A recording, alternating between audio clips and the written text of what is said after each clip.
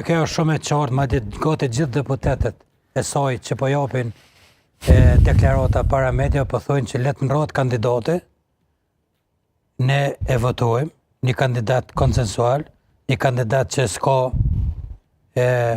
dobësi gjatë punës vetë, gjatë aktivitetit vetë politik, e që unë dyshoj edhe besoj që fjala është për Glauko Njufcën, po të ishte Glauko Njufca, jam i sigur që 24 vota të PDK-s i merr për kryetar të kuvendit.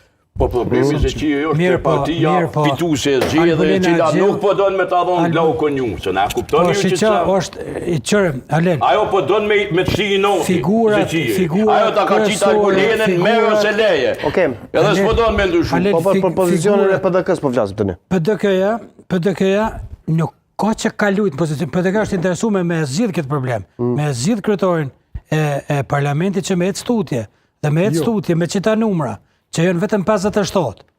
E treta herë ose e katërta herë që po votohet, me këta numra qeveria nuk bëhet. Kështu që PDK është interesuar me zgjidh problemin e parë, zgjedhjen e kryetarit kuvendit, që me ecë tutje, me ecë afatet ligjore dhe me marr partia dytë ose partia tretë ose kushdo që ka me bëj qeverinë. Të kishim pas marrëveshje, nuk kish folë çështo Memli. Se për ashtu edhe Albin Kurti o përqarës, bëjmë ma përqarës se Albulena është. Sa ma vetë din që edhe në marrëveshja ka pajtonë për emrin Albulena. Marrëveshje,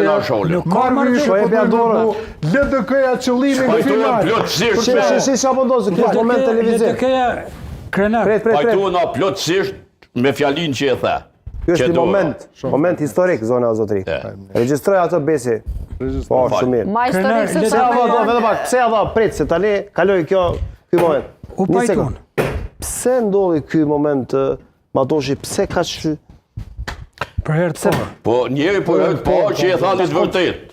Për herë të parë. E vërtet, po herë të parë në studio me mus po kur sa ka qenë, e thani të vërtet.